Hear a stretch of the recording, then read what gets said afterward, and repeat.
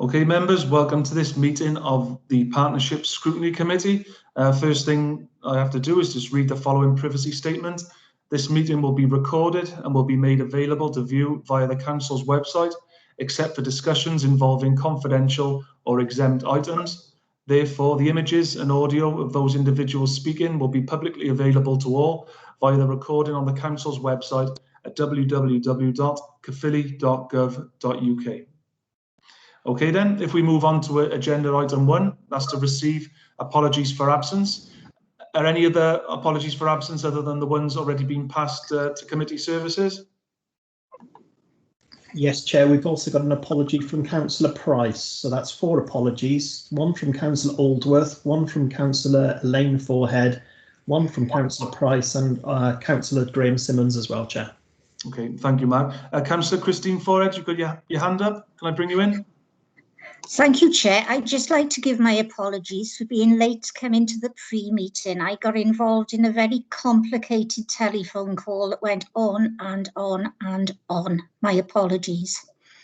Thank you. Thank you, Councillor Forehead. That's considered. Okay, we'll now go on to item number 2. That's the declarations of interest. And so I'm just going to read the declaration. Councillors and officers are reminded of their personal responsibility to declare any personal and/or prejudicial interests in respect of any item of business on this agenda in accordance with the Local Government Act 2000, the Council's Constitution, and the Code of Conduct for both councillors and officers. Are there any declarations of interest at all? Nothing? Okay, that's great. In that case, we'll go on to item agenda number 3. That's to approve and sign the following minutes of the Partnership Scrutiny Committee held on the 30th of January 2020. That's nearly a year ago, members. I'm sure only those with excellent memories will be able to remember exactly what was going on in that meeting. But we'll go through the minutes now. Councillor Gary Johnson. Yeah, Chair. Reading through the minutes earlier, I noticed that I sent my apologies, so I don't need to remember them. I just need to abstain, don't I? That's not a problem, Councillor Johnson. Thanks, okay. Thanks for reporting that. Okay, then. So these are just to be accuracy to be noted. Can I have somebody to move the recommendation? I move, Chair. Okay. I'll second, Chair. Okay, thanks for that. Okay, then the vote should be available very soon, if not now. So we'll just wait for the vote to come up, and then we'll vote.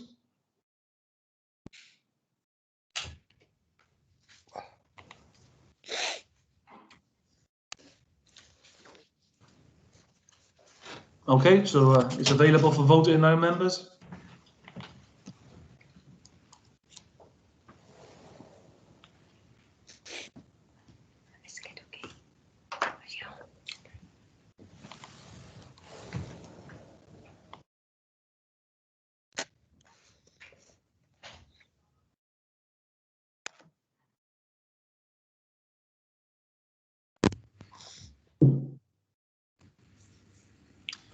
Okay, is that okay, Mark? Is everybody been able to vote? That's excellent.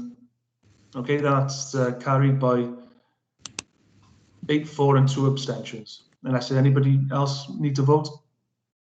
No? Okay then. We go on now then to item number 4. That's the Partnership Scrutiny Committee Forward Work Programme.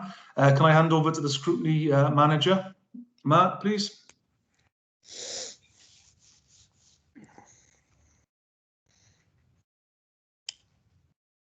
Can I bring Mark Jakes in, please?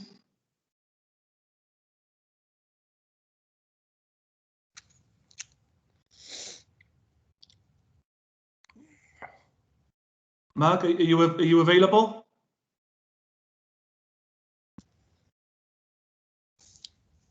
I think we're having some technical difficulties. Can everybody indicate whether they can hear me by putting the hands up function on?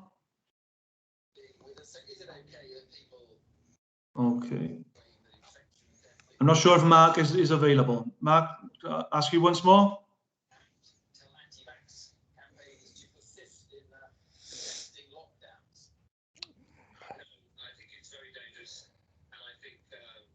I can hear some background noise. I think it's the news on the telly. Can everybody please mute their microphones?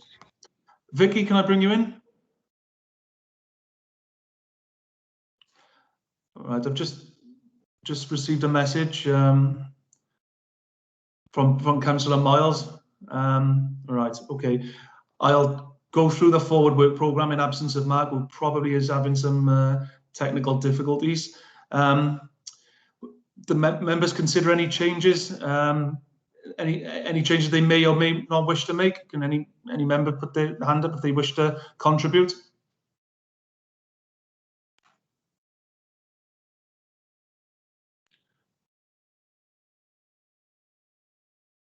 Okay, then Kath, would you like to come in? Thank you, Chair. Just to say that the item you've got listed for your next meeting on the 15th of July, Safer Communities, will actually be delivered by Chief Inspector Amanda Thomas rather than myself. So just a slight correction needed there. Okay, thank you, Kath. Okay, then members, in the absence of Mark, we'll move to the vote with after Kath has just made that minor adjustment. Councillor Johnson, just before we vote, Councillor Johnson. Yeah, Chair, can I ask people, I don't know if it's to do, I got my setting on high on the volume, but I've trouble hearing, Catherine, I could hardly hear what she was saying there. Okay. Can people, speak a bit louder or clearer? Yeah. Just for Councillor Johnson and anybody else who didn't quite hear what Kath has said, Kath, can you come in again if there's a technical issue we're experiencing? But if you're able to just try and repeat as loudly as you can, if some members can't. Go on. Testing my microphone, Chair, for Councillor Johnson's purpose, and the comment I made was in relation to the forward work programme, to say that your item on the 15th of July will actually be delivered by Chief Inspector Amanda Thomas rather than myself. Okay. Councillor Johnson, did you hear all of that?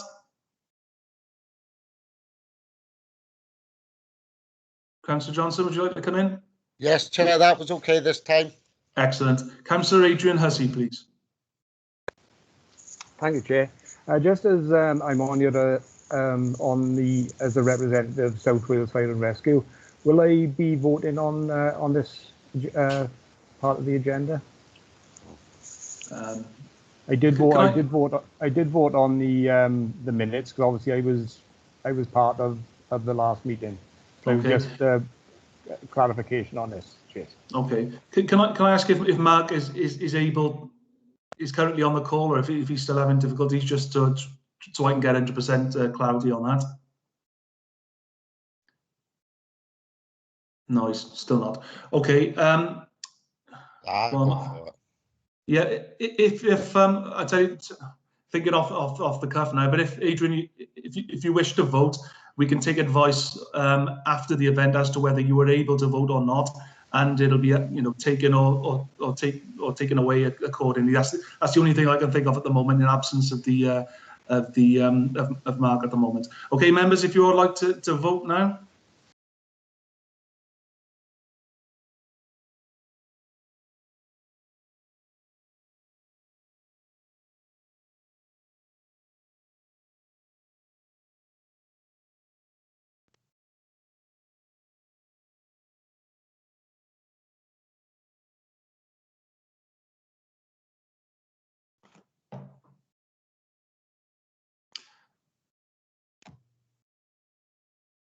Okay, that looks as though it's been carried by 11 votes to nil.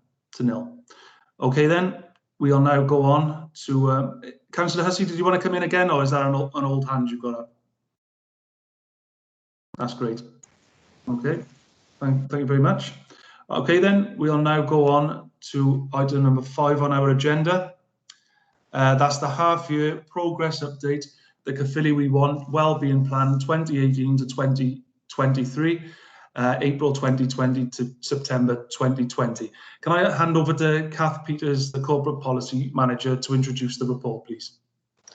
Thank you, Chair, and good evening, members. I will try to speak up, but if I drift off and become too quiet, please could you let me know. Okay, just to take you through the report, this is the half-year progress update report, as the Chair has said, against the Wellbeing Plan. What you have before you in terms of the appendices to the report is the information which was presented to the Caerphilly Public Services Board at its meeting on the 3rd of November last year. In slightly different scheduling this time round, what they saw and what you have seen is 6 months progress update on the Wellbeing Plan. The reason for this is that the PSB didn't meet in June as planned, and its planned meeting for September the 14th was cancelled as well. The two reasons for that are evidently the coronavirus crisis, and September the 14th was the day that Caerphilly went into local lockdown, so there's a very short notice cancellation of the Public Services Board.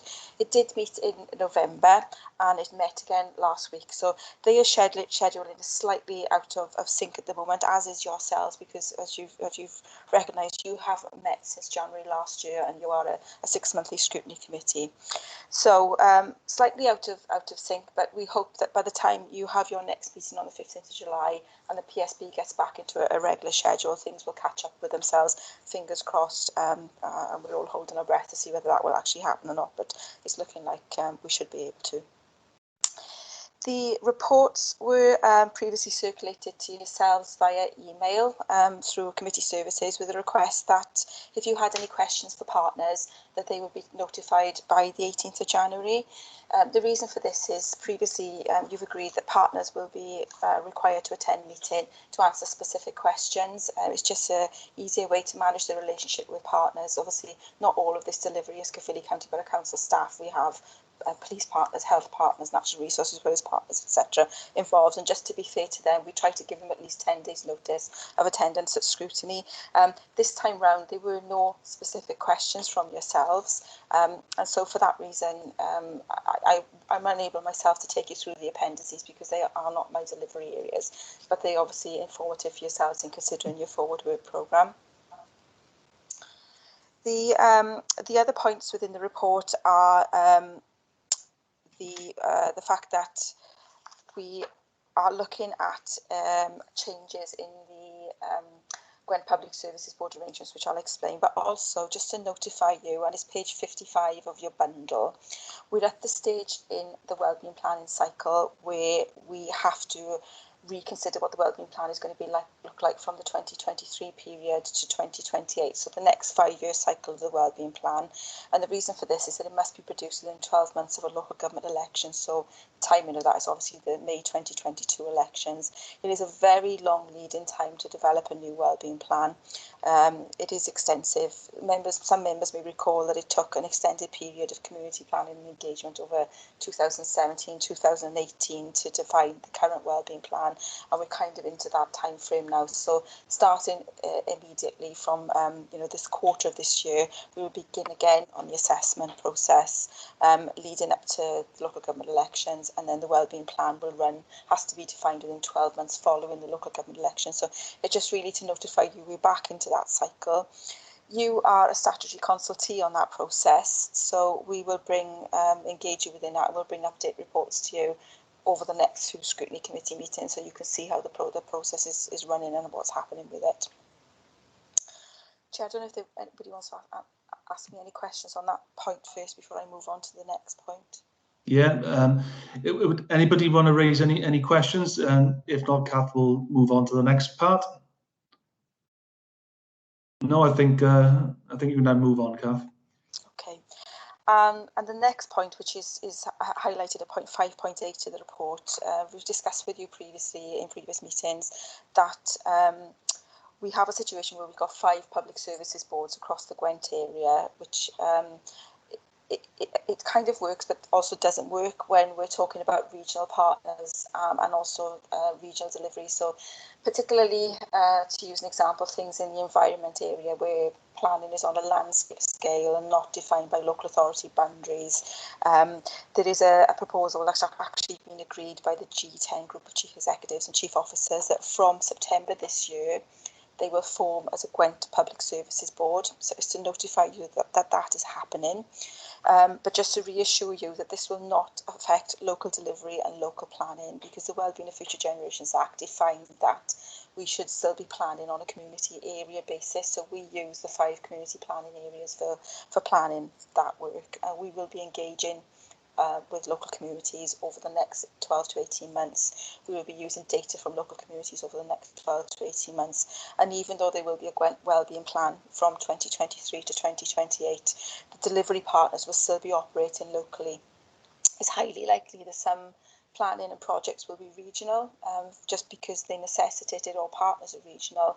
But a lot of activity, as you know, goes on in the local geographical area, particularly when it's working with council teams or local communities, or even with regional partners. Just to use an example, you know, the police have obviously got local staffing, might be operating slightly differently, working with council staff, etc. So it's just to reassure you that that will happen, and it won't be totally elevated up to a regional delivery arrangement.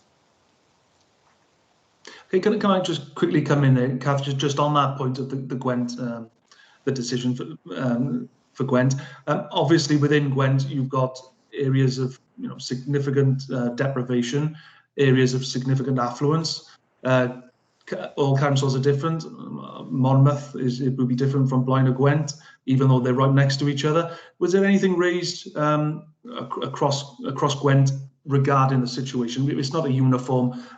Gwent is far from uniform. So I just wondered what views came forward about that. Okay, that is a very pertinent point, and as you rightly point out, particularly the West Gwent authorities, so ourselves, Blaenau Gwent and Torfaen, have got some kind of similarities in terms of our landscape, demography, industrial heritage, but things are different in Monmouthshire, as you say, more rural area, pockets of poverty, but in general an affluent population.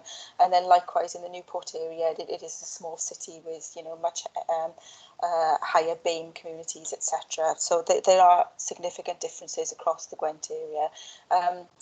The Gwent group, the Gwent Wellbeing Assessment Group, which is officers at my level and policy officers, have always met regularly to sort of consider regional issues and best practice and what could be done around consistent delivery across the five areas within Gwent. So that those arrangements are already in place, and some of the project planning is already regional. The Gwent Strategic Wellbeing Assessment Group, which is the group which will be supporting the Gwent Public Services Board, is developing a number of work streams to help this work. So there's a governance work stream running at the moment as well, which will try and define the sort of legalities around a regional public services board and how that will work. Then there are two work streams which particularly relate to developing the next wellbeing plan. There's an engagement work stream and an assessment work stream. So the assessment is looking at the data, the engagement work stream is looking at the community intelligence which is coming forward.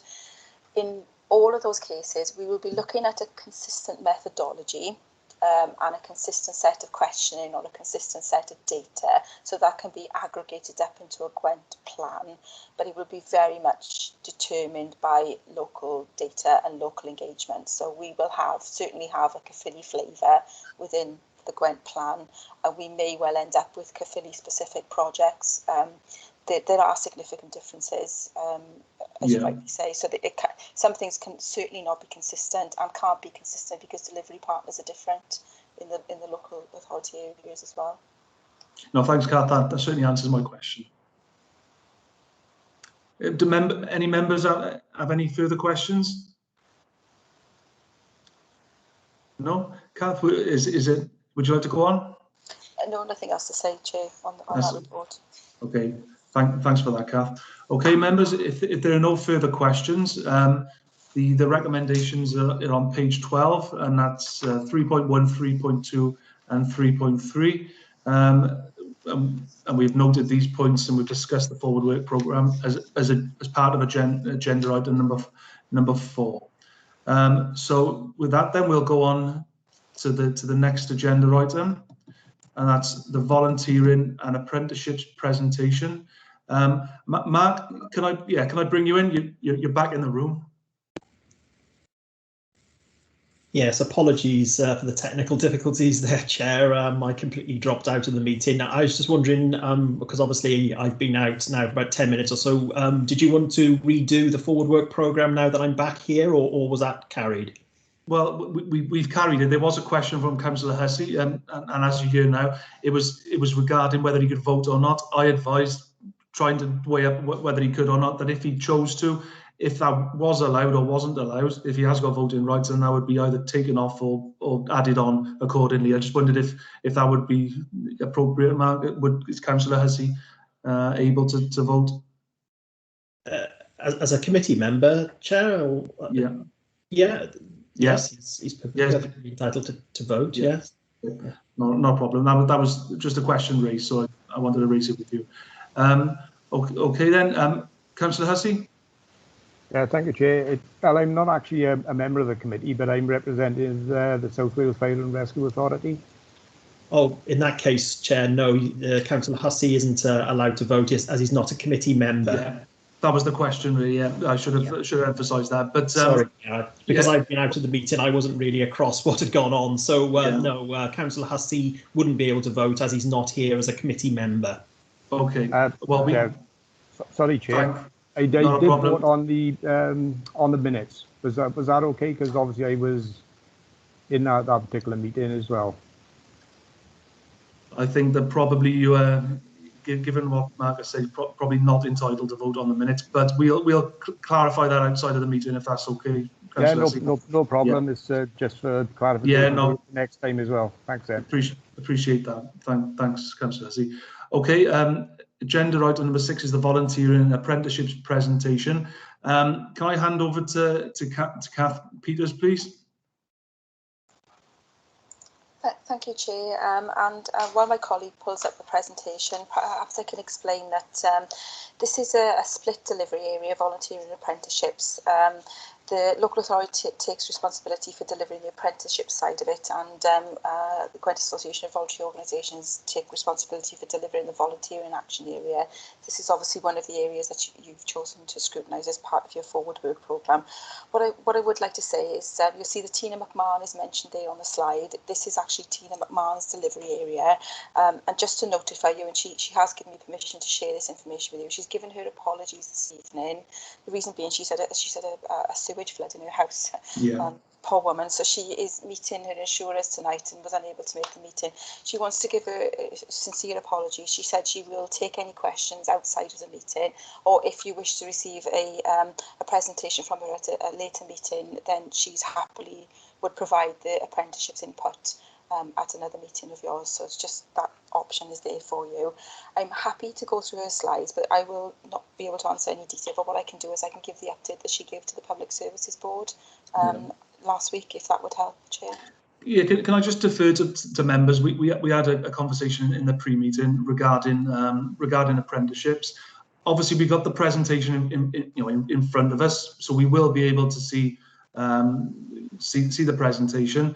Kath, is not best placed to answer the questions as is Tina's portfolio. What we did consider in the pre-meeting is whether we could hold a special meeting to consider apprenticeships, and that's obviously open to members. We didn't go through that in the forward work programme, but if members are content for the presentation to go ahead as we've got it on the screen, I think that would probably be prudent, but be mindful that Kath wouldn't be best placed to answer any of the questions you would have, but we could get them in writing. So if members are happy, I'm happy to go forward now.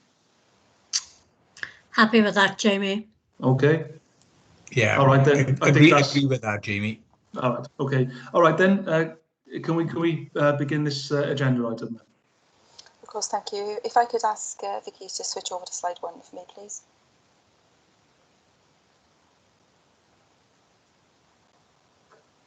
Okay, thank you. So, as I said, I'll base this this update on the report that Tina provided for the Public Services Board last week.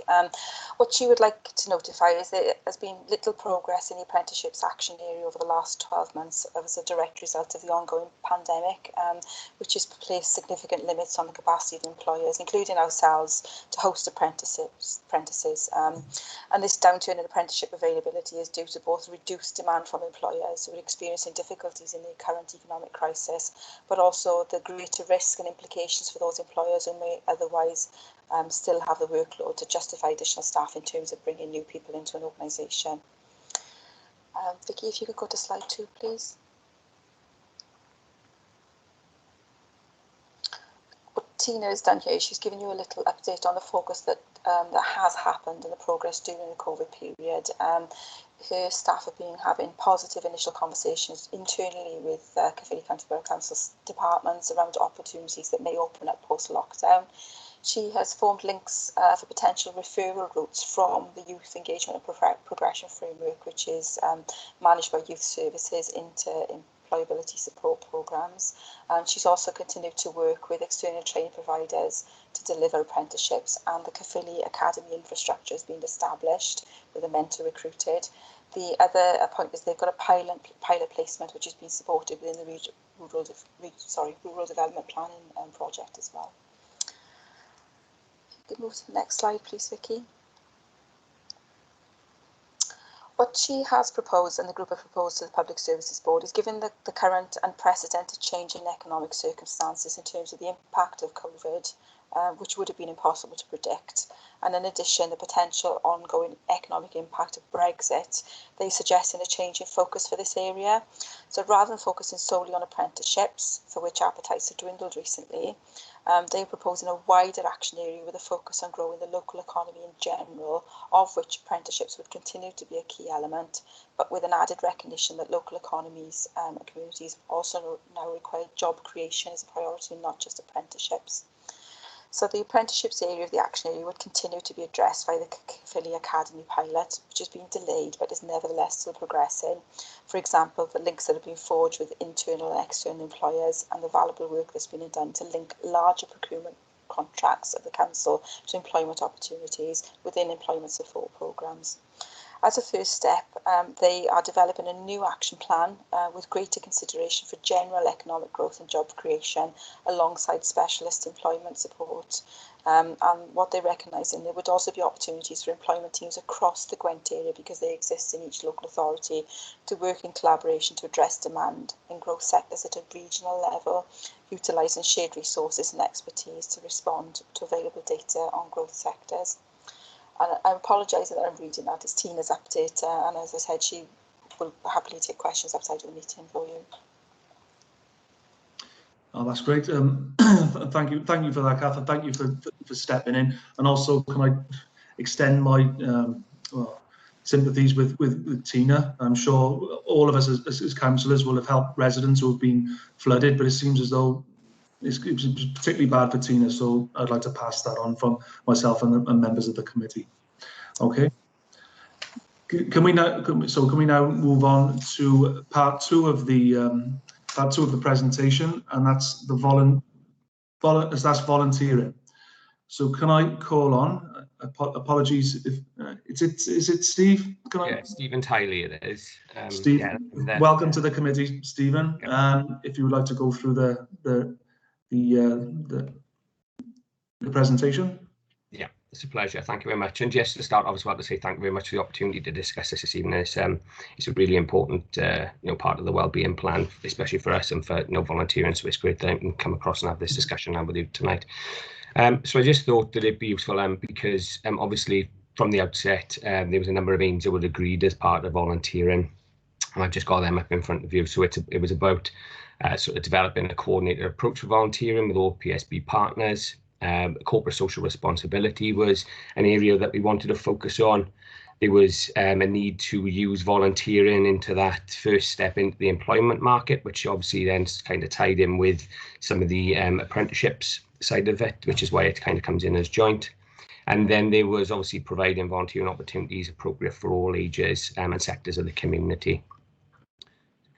Go on to the next slide. Thank you. So right from the very start, there was great involvement across the patch in regards to volunteering. There was a number of PSP partners that were involved and wanted to get involved. So I've listed some of the PSP partners there, but I think that for us, as well as being Gavo and the third sector representative as well, and the umbrella organisation for them, it was really important for us as well to have such good involvement from the third sector. So we had a number of organisations, and you know, I just to name a few off the top of my head, you know, we had Mentor Wraith, there was Age Concern, we had representatives from community centres, Home Start, the Parent Network, just to name a few. So there was lots of representation.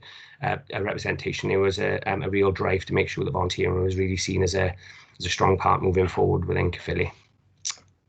Can we next slide, please? Okay, so one of the clear points from the outset was about corporate social responsibility. There was a number of barriers and some to this. So what we was keen to do right the way through, and we had such good support through the Leeds group to discuss these barriers. It's a really good conversation about that in the outset, and then working with partners to make sure that we could support in the best way that we could to make sure that some of these barriers were eradicated. In regards to the majority of it was in regards to policy, etc. So, you know, it was working with everyone to try and find out exactly where we could sort of progress this to make sure that, you know, volunteering was seen as a key for all organisations to be able to get involved in. One of the other things in which we have done as well as a group is we've come across to the Leeds group, and we've discussed with all our partners across the PSB about the Volunteering in Wales platform.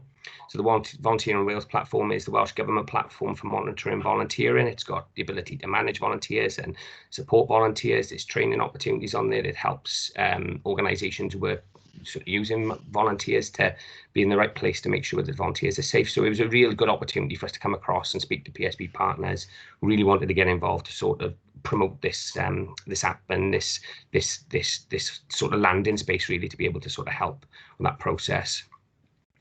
Ourselves and a number of PSB partners and third sector organisations have, as I said a little bit earlier, dealt with some of the barriers in regards to policy and some of the practice. So that's been really, really key in moving forward some of the conversations. And then if we come on to the pandemic, which is obviously hit, I think that by the work that we'd already started prior to last March, when organisations started lockdown, I think it really put us in a better position to be able to deal with some of the issues that was going on and be able to react a lot quicker. And, you know, the number of groups that have been sort of created during this pandemic, which is linked to a lot of the work that we've done to try and support them groups in order to become, you know, organisations that can help and support the people in our communities has been, you know, from a lot of that work, I would say, from the outset, and that involvement of public service partners right from the start. And I just wanted to point in there as well, because one of the other things as well is that what we have noticed during this pandemic is that there's been a real change in the volunteering dynamic. We're finding that there's a lot of younger volunteers now wanting to help. There's a lot stronger links to employability because they're sort of using volunteering now as an opportunity for their CVs, etc. But I think moving forward now, as you know, and we can kind of touch on moving forward now, it's important that we keep that the younger volunteers and you know, sort of involved in this. How do we carry on this now and progress it now, moving over the next few months? I know this is a hand up. Are we taking questions now or at the end, Chair? If we can wait to the end, Councillor, I'll definitely call you in. But if we can wait to the end of your presentation, then we can go to members. Okay. Okay, thank you, Chair. Thank you, Chair. What I've done is I've just added some of the groups that have been created during the pandemic. So we've got the Gwent Prescription Riders, which was a big, which was an opportunity that came up from discussing with a group that set up from Caerphilly, and it's actually branched out across the whole of Gwent now, which is great. So they were dealing with prescription deliveries, dealing with a lot of pharmacies and doctors. So that was a real great opportunity to start off in Caerphilly. There's the Risk of COVID-19 group, which was set up in order to support shielded risk of residents.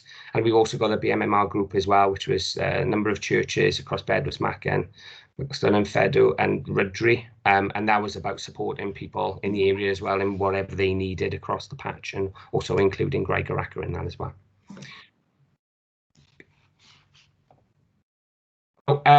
In regards to COVID-19 and this sort of era that we've had to come into now for volunteering, obviously Caerphilly diverted a lot of frontline staff in order to provide volunteering opportunities at the start. It was a really quick and positive response to what was going on. I think that there was a number of partners that were involved in those discussions as well, ourselves included, about how that was going to progress. And you know, there was a real good sort of opportunity for Caerphilly members of staff to try and get involved in volunteering. And I think the other side of that as well is that we had a lot of people in the community who were ready and in place to support where required, through the opportunities that were set up via the local authority, different organisations that were in place. And it was a real sort of drive for volunteering within the community. We did have some sort of community volunteers that were kind of held in waiting while this obviously evolved. But I think that what has happened since that point is that as we sort of progress through this, and I'll talk about our links into the buddy scheme and Caerphilly Cays and things, you know, it's ensured that a number of volunteers across the patch have all been involved, which has been great. And it's allowed us to really be able to react to this terrible time that we're in. I have mentioned about the new groups. It's just important to point out that, you know, there's been so many partners that have helped these groups to set up. I know that our organisation, for instance, have been there to sort of provide help and advice with constitutions, volunteer management advice, but I know that there's been so many PSB partners as well that have been there to react and set up new opportunities to make sure that we can sort of help wherever we can in the community and be as impactful as possible. I just want to put in there as well, I know that there's been millions of pounds have been distributed by local authorities through Welsh Government grants, but I just want to say that what we've done as well as an organisation is that even though some of those grants have gone out to larger organisations and community centres, we've distributed over £50,000 as well to groups to try and recover through COVID. And the important part of that as well is it wasn't necessarily just about constituted organisations. We were able to give out grants as well to unconstituted organisations as well, which was really important. So we was able to give you know, a small group that might be on a housing estate just some PPE, even it might have only been £20, £30, but it allowed them to be able to sort of help and impact where they could, and they didn't have to go through that rigmarole being constituted organisations, etc. So that was really important as well. Can we go on to the... Okay, I just wanted to put this one in there just to sort of highlight, really. I know that everyone is aware of the type of impacts in which we've all gone through as organisations, but I just wanted to put this one in there because us as an organisation, these are the number of COVID inquiries that we've been picking up over the last few months between March and September. And during the April, May and June, it was nearly 3 times the amount that we normally deal with across any other given month. So it was just worth pointing out that as an organisation, and I know as, you know, other PSB partners have all been busy and sort of involved in this, it was just some interesting numbers I thought I'd put in there from a Gabble perspective, really, just to say, just to show some of those impacts. Can we go over to the, thank you. So Caerphilly Cays and the buddy scheme, basically this came about from conversations with policy, and it was looking at some gaps that you know, was becoming apparent. So it was a real collaborative approach. And I've put in there about the Welsh-wide recognition as well, because going back a number of months ago, there was a volunteer fund that organisations across Wales could apply into, and there was Welsh Government guidance that went out across the whole of Wales, and they picked up on the Caerphilly Cays and buddy scheme as one of the outstanding pieces of collaborative work, and it went across Wales. So that was really good for us in Caerphilly and also us as an organisation as well. So it was just worth sort of mentioning that. But in regards to some of the information I've had from the volunteering officer that's working in the buddy scheme, currently as of 15th of January, there's 68 have been registered. 39 of those have been Caerphilly Council volunteers, and then 29 of those are community volunteers. If we go on to the next, what I've done there is I've got a little table on this. You can actually see how that's broken down. So what areas those volunteers are in, whether they're CCB volunteers, obviously the community volunteers, but then whether they've actually been matched with vulnerable people, and whether they've got the capacity to be matched with vulnerable people moving forward. Some of the matching points, I think what we've kind of found since we've had the buddy scheme in is that volunteering is largely received for short-term requests, you know, prescription collections, food, etc. But what we are expecting now moving forward is going to be a huge increase in demand as this progresses forward, and if there's additional shielding, etc. We're expecting this to be sort of, you know, a more of a hotspot really for the local authority and for ourselves. We're having a number of referrals coming through from Caerphilly Cays, and at the moment, you know, there is quite a lot of volunteers that have come through, and what we've got to remember as well is that we haven't really fully promoted this scheme yet. So once that promotion comes through, then it's going to, you know, it's going to create a lot of further opportunities as well, and a lot more involvement, I think, from both the communities and our local authority employees. I've just put some up there. They're just some of the feedback comments that we've had. It's interesting to see from some of the local authority officers about how it's affecting them and how it's been important to sort of help them for their own well-being and make them feel, you know, involved, and it's great to read that. And it's also good as well to see from someone who is a vulnerable person to see how it can help them as well, because it's as we know, this is a terrible time, and it's important for all of us to try and sort of work together. But it's important to note, I think, the most important thing is for me is that, you know, we are looking at some of those volunteers and how it might be actually affecting their well-being as well, and being more positive on their life as well. So from a volunteering point moving forward, what the next plan is that we're going to review the current plan that we've got in and linked it into the new PSB priorities. I think that because we've had such good engagement right the way across the patch, I think it's important that we go back and we re-engage with the partners. So we'll be looking to do that now over the next couple of months. I think, unfortunately, with the volunteering action area that we've got, and some of the partners that we did have, they were excluded because of digital exclusion, as we've all heard about. But I think that as this time has progressed now, I think there is easier access, and I've noticed that there's a lot more meetings involving some of the community organisations and some of the third sector organisations. So we're looking to try and re-engage back out now in the coming months.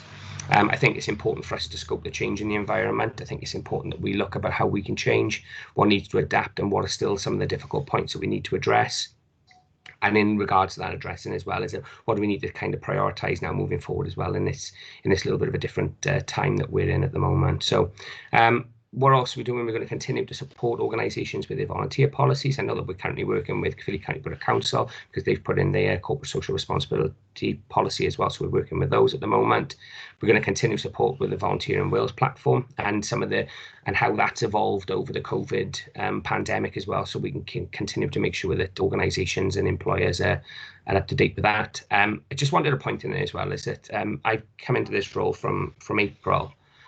So pretty much I got offered the job on one day, and then I had a lockdown the day after. So it was a bit of a learning curve for me. But I came into the role in April, and I think what I've noticed quite quickly is that the teams that we used to be quite departmental. And I think that even though we was doing good work in each of the areas, I think as this pandemic has evolved, each area there's been different in what its requirements were, and we've kind of drifted into these more regional teams. So I'm going to be putting a restructure now over the next couple of months, and it'll be in from 1st of April to have dedicated teams with experts that we've got across each of the different projects and our core departments that we've got working for us, so they're actually more embedded in. So it's a little bit of easier integration of services, I think, so we can have that a little bit more of an overseeing sort of team, and it'll be able to sort of adapt a little bit quicker, I think, than we've had to previously, which has just naturally evolved. So I think it was important just to mention that.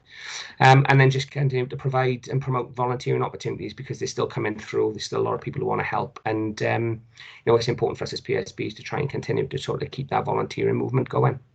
So that's it from me. I think it goes on to the Caerphilly Cares part now. So I think that might be back over to Kath.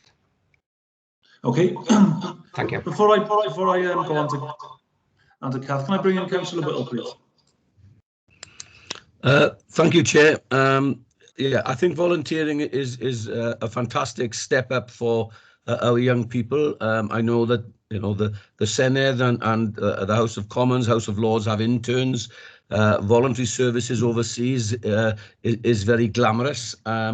And I take note of what Stephen Tiley has said about some of the exciting projects with bikers delivering prescriptions. That could be a platform for perhaps putting on a CV if ever there's a job in that sort of sector. But I'm wondering, how will the volunteers make a transition to paid posts, and would there be a time limit on how long volunteers are allowed to work? Because can I say, I've volunteered during this pandemic and before in 2 schools helping children to read. Well, that's good. If I wanted to become perhaps a teacher's assistant. I don't, but I'm happy with my volunteer work. I volunteer in a church cafe. That's good if I want to get employment in a cafe. And I also volunteer in a food bank. Now, I can't see how that would perhaps, because these food banks are all done voluntary, mainly by the churches, and I can't see them being able to afford to pay anybody, although I noticed lately that there have been adverts for people to manage food banks, and I think that's positive. So how could we help these younger people, not people like me? I don't want an apprenticeship, I'm far too old, but how could we help these young people sort of make that transition to this full-time job, bearing in mind that most of these places that we're talking about have enormous cutbacks in their finances? Stephen, would you like to answer that? I'll try to. I think the thing with volunteering is that it's so wide and it's so it's so diverse that there's lots of opportunities that, like you say, there's possibilities of people doing prescription riders who can then go on to sort of working for organizations of deliveries and things like that. So there are opportunities there. I think, people can volunteer as long as they want to and they can get involved. But I personally think that there's obviously the links now that because of the Caerphilly, the buddy scheme that we've got, and our officer who's working quite closely with Tina in regards to regen and the communities for work type of things, there is links there anyway that we can kind of drive that forward. And I think that there is evidence in the past of individuals who are volunteering. I think it's one of the key parts of some of the communities for work programs to try and get people just to even engage. And I think it's volunteering just opens up so many opportunities. It's not necessarily just maybe even the skills that they have in, it's the fact that they're willing to get up and they're out there, they're willing to work, go out and do a role and carry it out in the best way that they can. It's the social experiences, it's the social interaction. So there's a number of things that they can get on with. And I think that from an opportunity, I think and if I was going to say about how we can interact more and make sure it happens, is that we can continue those conversations as Gavo and a local authority just to make sure that where there are opportunities, maybe in regeneration, or whether there's opportunities that may be coming up within the area, that maybe we can get involved in trying to get people to volunteer in those kind of areas and maybe try and tie it in that sense. That would probably what I would think would be a good opportunity, and try and link in those, sort of dot the I's and cross the T's, and sort of interweave it a little bit more in some of the opportunities that might be coming through in Caerphilly. Okay, thank you, but would you like to come back at all, or not? No, I'm just concerned that there may be, none of the organizations I've previously mentioned fit into this category, by the way, but there may be some unscrupulous people out there who would perhaps take advantage of volunteers and say, oh, you need to do another year or something like this. Well, that's a little unfair then, but I think we need to safeguard and protect our volunteers, because without volunteers at the moment, this entire country would collapse, as we all know. They do an amazing job, and most of them, I'm afraid, at the moment are rather elderly and under threat, of course, from this virus. But thanks very much for that, Chair. Thank you.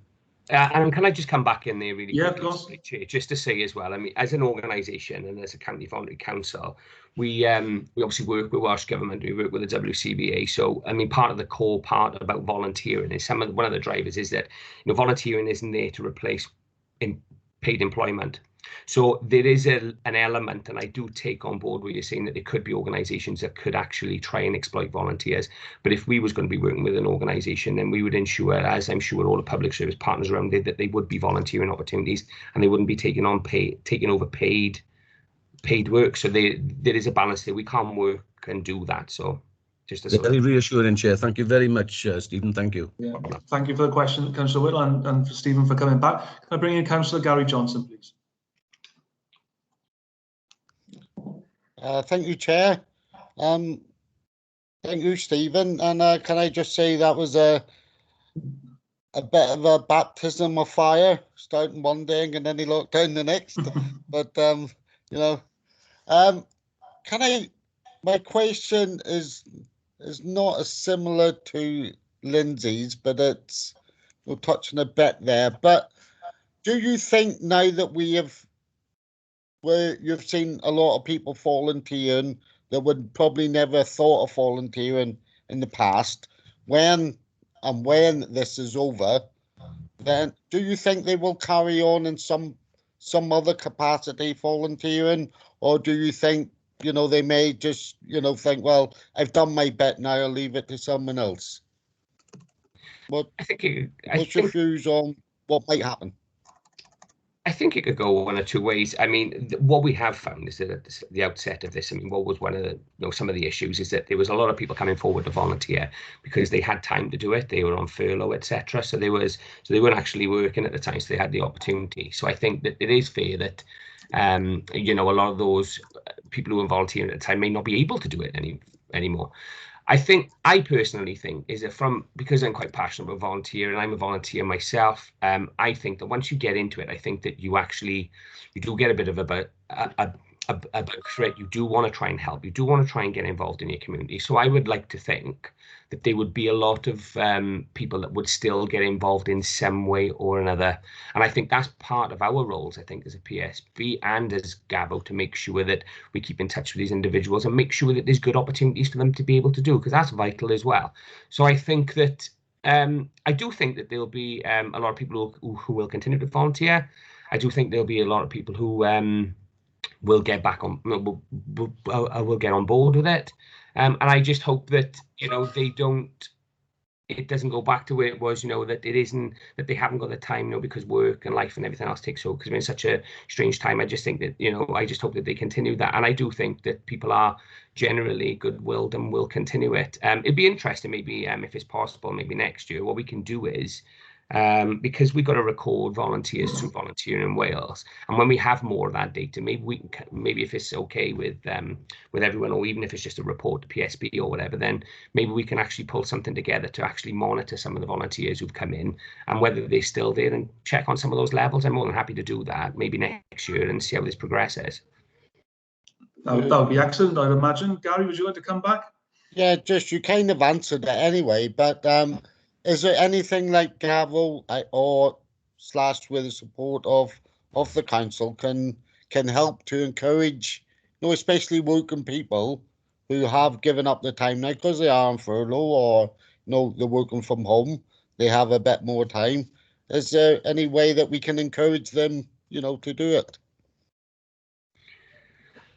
I think I know that the local authority is giving opportunities to people, which is great, and getting them involved. So they're giving, them time to do that. And a lot of organisations are doing that as well to try and get them involved. I think that as an organisation, the only thing that I would possibly say is to just make sure that there's really good volunteering opportunities out there, and we start to spread the word to say the importance of volunteering, what it does in the communities.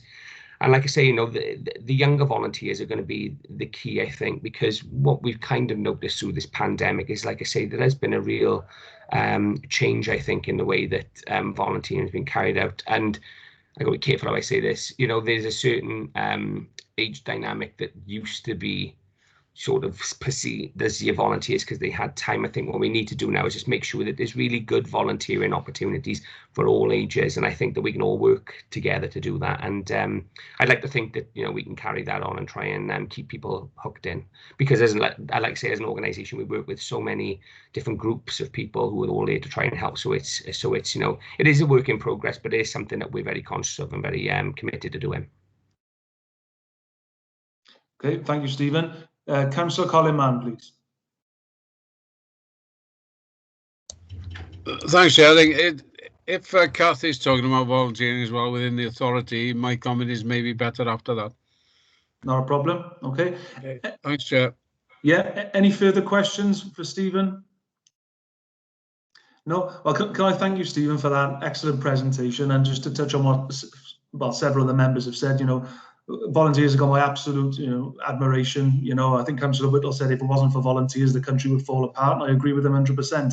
And thank you for all the work you've done. And can I say, as a local ward councillor, whenever I've got in touch with the Gavo, they've been very, very quick to get back to me and point residents in my ward in the right direction. So thank you very much again, Stephen, for that excellent presentation.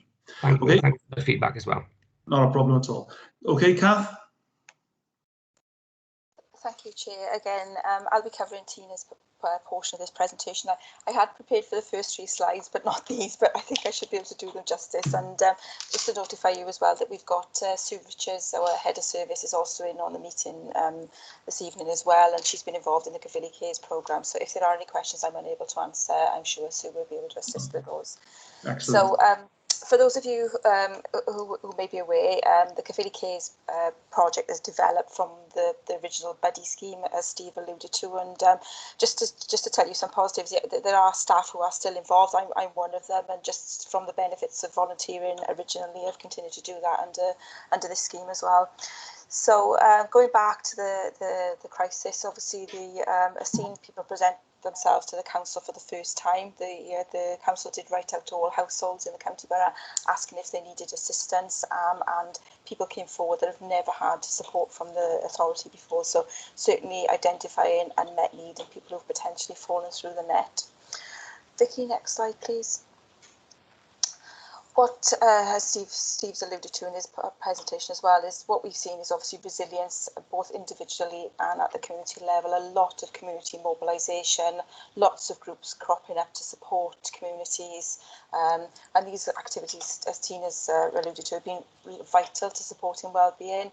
New groups picking up the mantle, and her teams have been supporting those groups. The community regeneration team have been supporting those groups in their own resilience, the development as well, providing support and being seen very much as part of the offer of support, that it's not just about the council, it's about communities and all the voluntary sector organisations that are out there doing this as well. Next slide please, Vicky. What Caerphilly Cays is, some of you might have seen the Scrutiny cabinet report which went forward before Christmas, is about developing a universal gateway to make sure people get the right support at the right time, and about helping communities to thrive. So that's why community regeneration involved, and also about, as I said, supporting those community and voluntary groups to create the balance between statutory support and third sector and voluntary support. It's developed as a partnership between the council, Garvel and the community and voluntary sector, and elements of that is that there's been a joint appointment of a post, a Garvel gentleman who's working with Tina's team on supporting the volunteering going forward. Thanks, Vicky. So, as we said, it developed from the original buddy scheme, which was the immediate response to the lockdown last March. It was developed by the policy unit. Obviously, policy is not a long-term home for that kind of project, and transferred to community regen in August of last year. A move from less staff time and staff support, although staff are obviously still involved as volunteers, and moving towards supporting that community resilience and promoting independence, so people didn't become long-term dependent on the support that was being provided for them, that they were linked more closely to volunteer support within their local communities, or programmes of support in their local communities to enable them to help themselves, but obviously support is still there if needed. And as Steve said, it tends to be more short-term support now, where somebody might need a pharmacy pickup, or maybe just a befriending call, or whatever the case may be, that element is still available to people.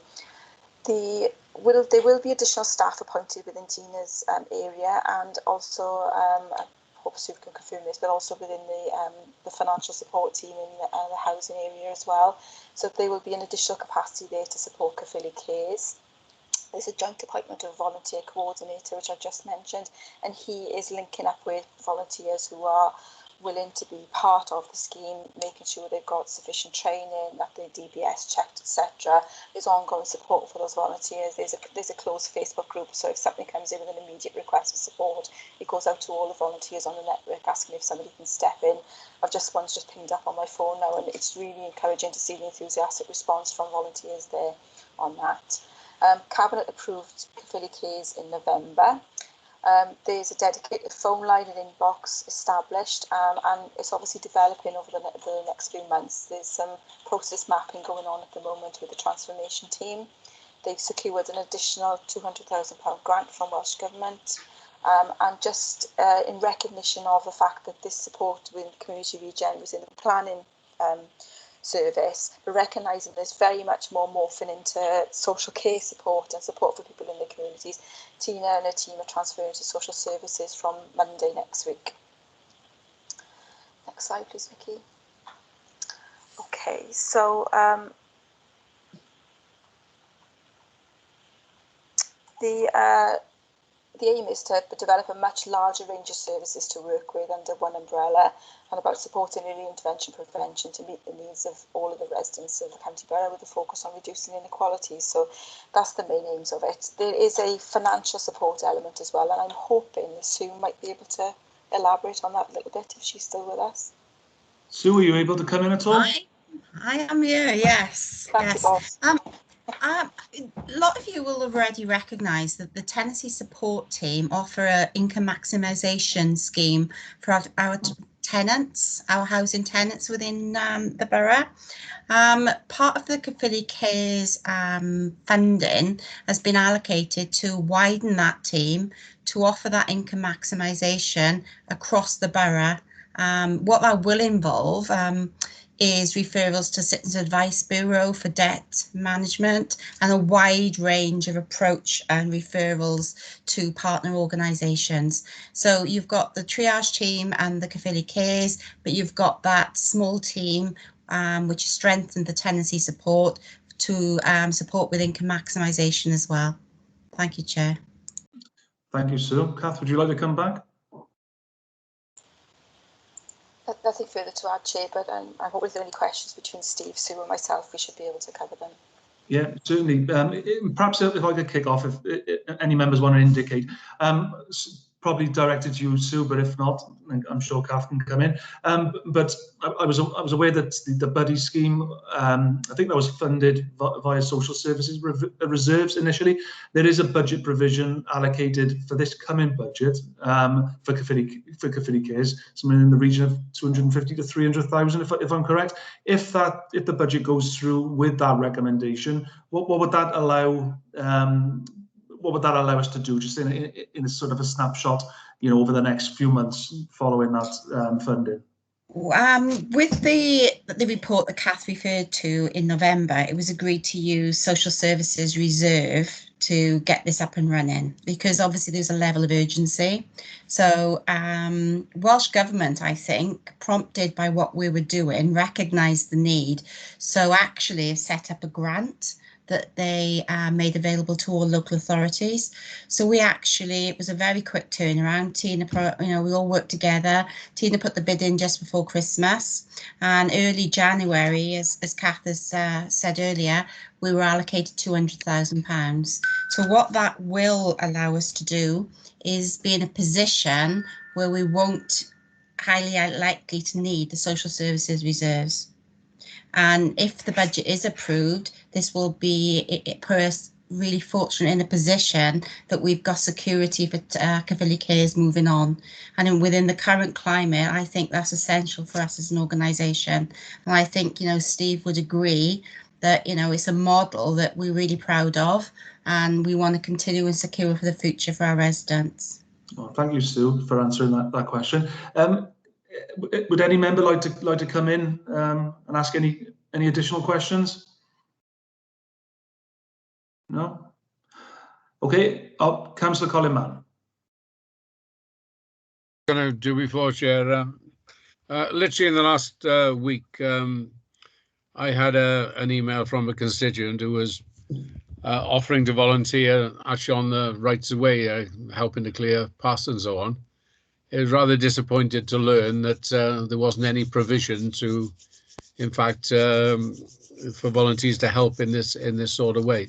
Now, that might be an issue within Parks Department or whatever, but I know it's a bit different from the sort of thing we've been doing, but the principle of volunteering is the same. And I do think if we get offers of volunteering, it would be nice if we were able to take advantage of them, because rights of way are something which I think we certainly struggle to maintain quite often.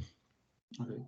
Yeah, I'm not sure if anybody would be able to answer that question, as it's not in the report, but if you could ask that outside of the meeting, I'm sure you could get an answer. Can I bring Stephen? Yeah, Chair, Councillor Johnson.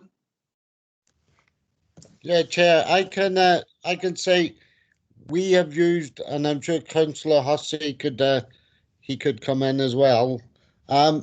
We have, when we said to Parks and that we were wanting to go out and do litter picks and cleanups and around our area, they supplied us with litter picks, bags, everything that we needed to go out and do it. I let them know then each week where we have collected it and left the stuff, and they send the truck then round to pick it up on a Monday.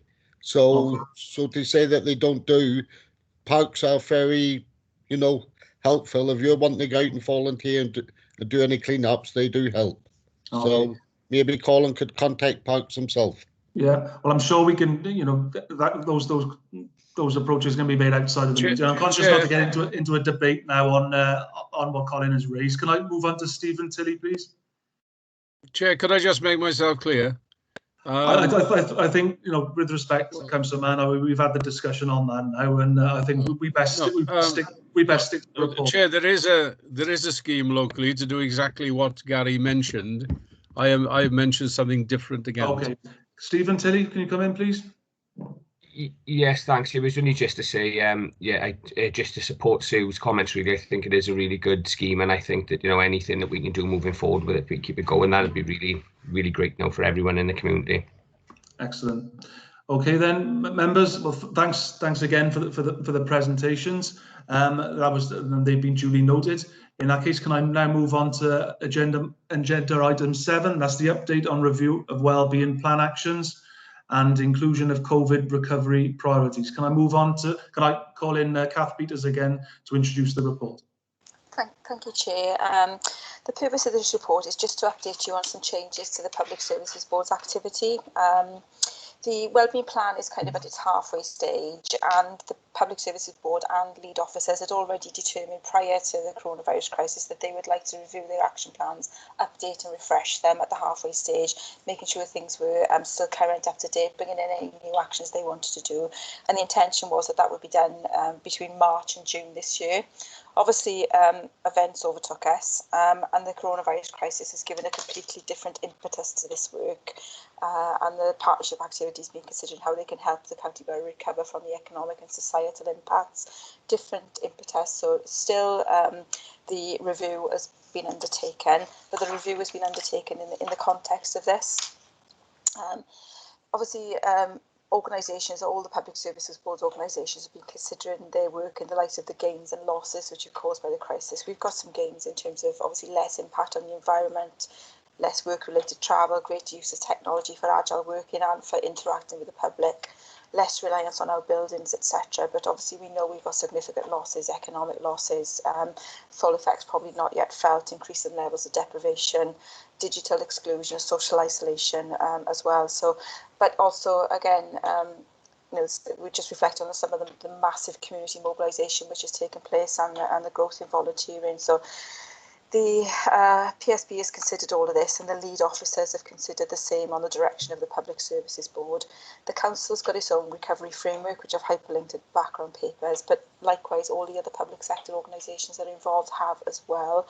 There have been a couple of strategic drivers which have come into the Public Services Board. The Minister for Housing and Local Government has asked PSBs to consider, okay, well, what are you going to do now in terms of helping communities recover? Likewise, the Future Generations Commissioner has herself established her own recovery framework as well. So in the light of all this and the review of the existing action plans, the PSB considered what its recovery priority should be at its meeting on the 3rd of November and had an extensive discussion around where they would like their officers and staff to focus in partnership. So you'll see there at point 5.5, they agreed 7 priority areas, and they've been streamlined as far as possible to link to existing delivery areas, just to make it simple in terms of governance reporting, and where it was sensible in terms of the partners that were already involved in delivery. So you'll see there town centre recovery being one of them. There's a very detailed plan which has been developed by Rian Kite, obviously linking to economic recovery of our town centres, and that was presented to the Public Services Board last week. Flooding collaboration was considered to be important. Back in March, obviously we were coming off the back of the flooding incidences, and what could be done in terms of climate adaptation to prevent things happening again. So that has been built into the best use of natural environment action area, and there's a revised action plan in place for that. Caerphilly Caves we just described to you in quite a lot of detail, which is another recovery priority. Food security and food poverty as well, as a consequence of COVID and potential less understood effects of Brexit as they materialise as well. some sort of examples that have been given there where we made a request for food bank donations just from companies that the council contracts with prior to Christmas, and we're able to gather in £9,000 worth of food donations, but also making greater use of our community benefit policies within our contracts as well. So that work is ongoing. Another work strand around public and third sector assets. As we reflected, we need less and smaller buildings now, and that's not just the council, that's every public sector partner. And what can be done to develop public and third sector hubs. As you may know, we've got a pilot hub running in Teepanafter at the moment, obviously overtaken at the moment by the fact it's a vaccination centre, but the Rumney room is being converted into a hub. But we're also looking further at what can be done to develop cross-sector use of our assets. So we know, for example, we've got Wales Ambulance Service Trust in one of our buildings, exploring options with Gwent Police at the moment to share office space with Gwent Police as well. Community cohesion, I think you'll hear more about in July when the safer Caerphilly area comes to talk to you, focusing more on our problem locations, and they've revised their delivery plan to think about that as well. And you'll have the opportunity to scrutinise that in July. And preventing vulnerability and inequality, a matter which was proposed by South Wales Fire and Rescue Service. I think at the start of the COVID crisis, we didn't really even know what our vulnerable populations were unless they'd been interacted with social services or housing, which would have been the two primary service areas that would have identified vulnerable people. We didn't really know. We've identified, there's a lot of unmet need out there that people hadn't yet requested support of statutory services. So that project will be ongoing as well, about what can we do to identify vulnerability, what can we do to strengthen referral pathways, etc. So they are the recovery priorities. In some cases, the delivery plans have been revised, but the full set of delivery plans will have been done by the time the Public Services Board next meets on the 23rd of March. And just as I said, they're looking at what actions that have been completed, what the focus should be in terms of regional activity, and any refresh data. And it is just a hyperlink of probably 5.6 there that you may find interesting. The wellbeing assessment data, which I referred to in my previous report, is very extensive for the county borough. Gives lots of data on everything from economy to health to environment. The full range of wellbeing areas is now available on a Caerphilly Public Services Board mini site as well. So we're promoting that with partners. Will potentially be useful for any planning across any community groups, funding, bids, requests, etc. That's available there. So we do encourage you to make use of that if you're supporting your communities as well. I don't think anything else to add, Chair, but I'm happy to take any questions. Yeah, well, thank you, Kath. And one of the first things I noticed was Caerphilly Cares again being one of the priority areas, as we've extensively talked about in the last discussion. Councillor Brenda Miles, please. Thanks. You touched on the pilot project involving Teepanafter in joint working. I wasn't aware of that before, so I wondered if you had any more to say about that. It's up and running at the moment, is it? And how's it going? And yeah, so in the Rumney room, I believe it's Valley's task force funding has been used to develop a hub for public sector working. So there are, prior to being used as a vaccination centre, because obviously it's off the cards at the moment, there are a number of desks and computers in there. So any partners can come in from any organisation, come in and use that space as working space. Potential support for third sector organisations and public sector partners to come in and work in collaboration with us as well. There are proposals to develop that kind of working further. It's certainly a strategic driver for Welsh Government. They see that public sector estate should be treated as one public sector estate, and rather see cross-organisation working as well. And obviously, we've got our staff working agilely now. And how do our buildings need to be configured for agile working going forward is going to be an important part of that as well. And so, Miles, would you like to come back, or does that answer your question? no, that's fine. That gives me a bit more information about what's happening.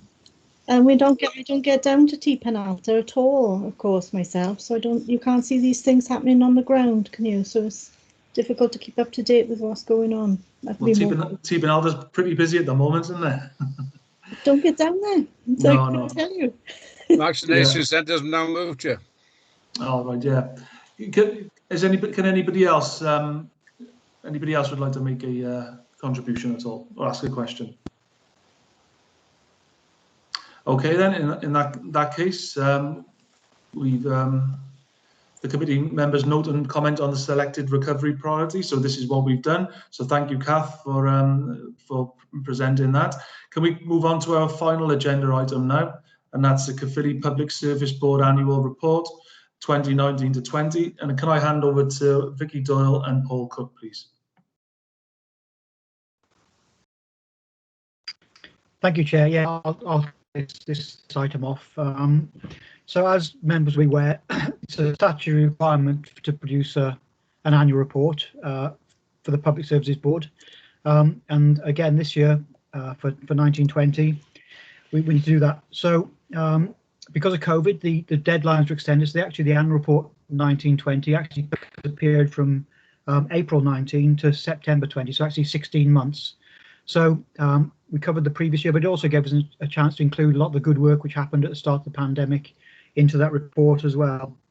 And again, this year, the annual report is digital, in a digital format, in two parts. So that you have the video, and we also have a Microsoft Sway document, which provides a lot more detail in written form as well.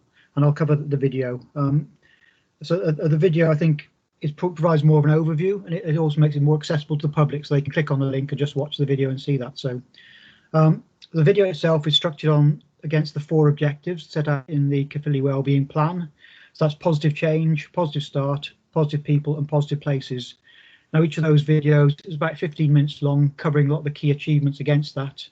So as you appreciate, we haven't really got the chance to show it all tonight, although I'd like to show it. It's an hour long in total with those 4. So they can be watched independently, or the whole video lasts about an hour.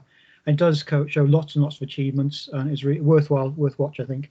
But it does include interviews with about 35 people and covers lots and lots of projects and lots of interventions and the breadth of the Public Services Board work, which is part of the reason for doing it, really, to show the achievements it's made.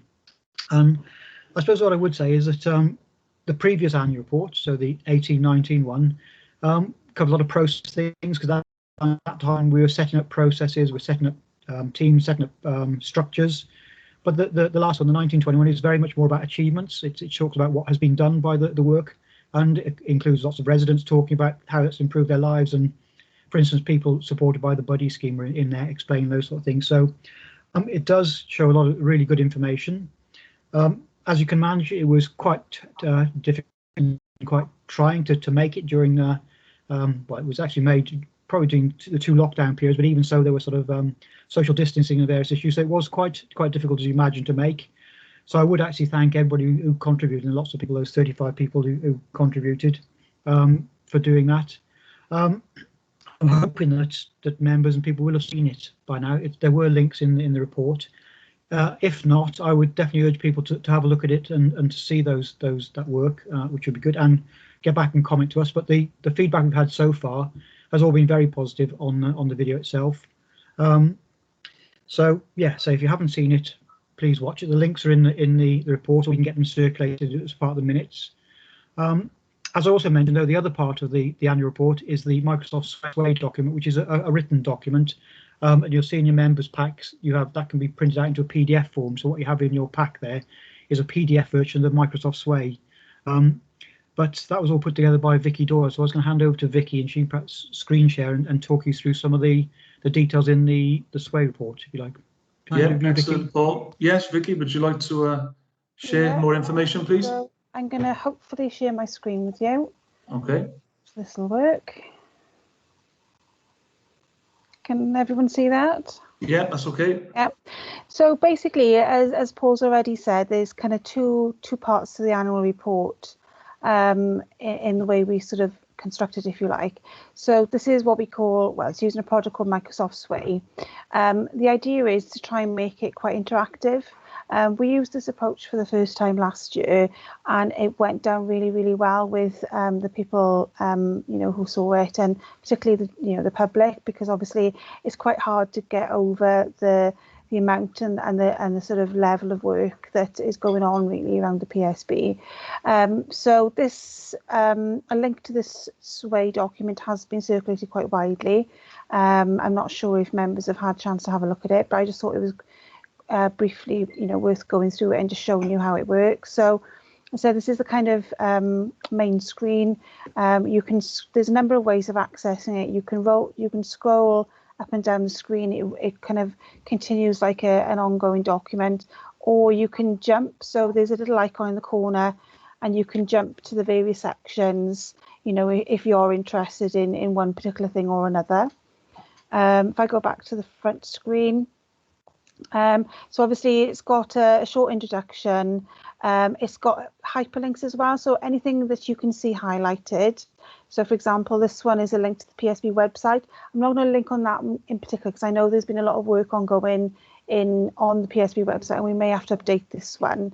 But those are live links that will take you to other websites, other information. So as we go through, I'll maybe share one of those with you. So these are the videos that Paul mentioned. We've got one for each of the objectives: positive change, positive people, positive places, and positive start. I'll just quickly play the one that's the introduction, which is from Councillor Marsden as chair of the PSB. Bear with me a second. You hear that? Can't hear it yet, no. Okay.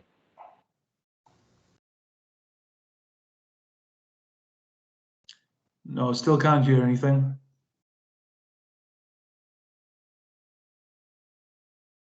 Yeah, we sometimes have problems with the sound on these videos. It's usually a setting. Yeah. Do you want to give it one more try, Vicky? And then. Yeah, Kath, do you know how to make it You need to tick the box which says share audio when you share the screen. Right, let me try that then. Try stopping sharing, and I'll try resharing. Okay. Include computer sounds. That should do it. If I just communities. Over time, we're seeing a real maturity. Back beginning. The Caerphilly PSB has now been operating for 4 years, and we're seeing some great examples of our partners working together for the benefit of our residents. This is the second year that the Public Services Board has produced its annual report in a digital format, and I hope this video will help bring to life some of the examples, demonstrating just how much of a positive impact they really are making across our communities. Over time, we're seeing a real maturity of the relationships between Public Services Board partners, and while the PSB has had specific programmes of work, it's been wonderful to see other collaborative projects emerging as a result of the closer working. Caerphilly's Public Service Board was established in April 2016 and comprises of a number of statutory and invited bodies from across the public, voluntary and community sectors. The first year saw the development of an in-depth. I think I'll stop with it. So that was just to, I don't know what I need to do it. Close that. There we go.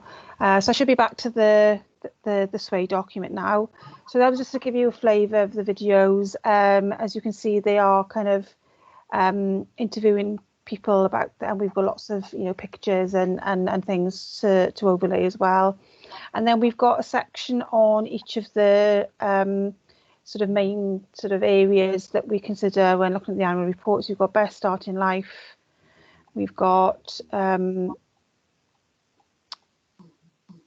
so look, apprenticeships.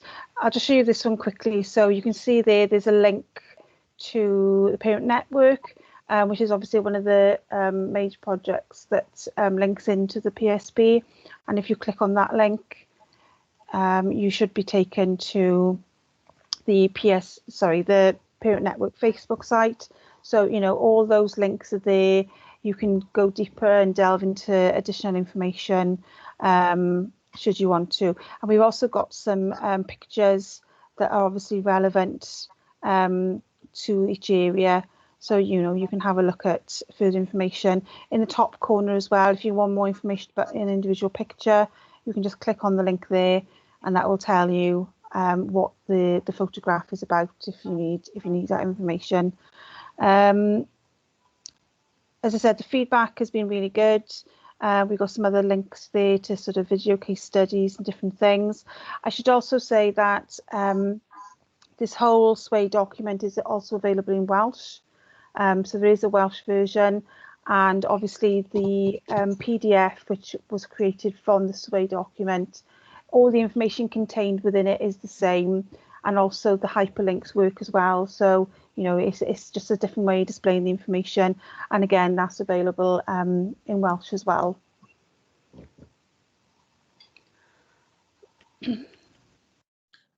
Okay, Vicky, is that the end of your presentation? Yeah, it was just to briefly show obviously what members can look at if they so wish. Yeah, I appreciate that, Vicky. And just for members of the public's benefit, I mean, we've got the information about how you access it, but would you be able to just say, on camera, how the best way of accessing? So basically, we sent the link out to so where we've worked in terms of engagement with the public previously. So where we had community meetings that we took, that we did as part of the developing the assessment and the wellbeing plan. We sent the link to all those individuals. It's also on the Caerphilly PSB website. We published it on sort of social media, Facebook, Twitter, etc. So when it was published, obviously, we did quite a lot of work to make it available to the public as well. Yeah. So, and just for members of the public, the website details, could you just Yeah, so it's on the main Caerphilly Public Services Board website, and then I think it's under a section called Progress, and they should be able to access all the information there. Okay, thank you, Vicky. Go on, I was just carry going to on. say they'd be able to access obviously the SWAY document, the English and Welsh versions, and the PDF if that's better for them. Okay, excellent. Thank you also, Paul. Are there any questions now from members? No? Okay then. In that case, can I thank Vicky Ann for Paul for presenting that. Members are asked to note and make comments on the report. So that's the last item of business on the agenda. Can I thank everybody for coming along and contributing, and see you soon. Can we stop the recording now, please? Thanks all. Bye.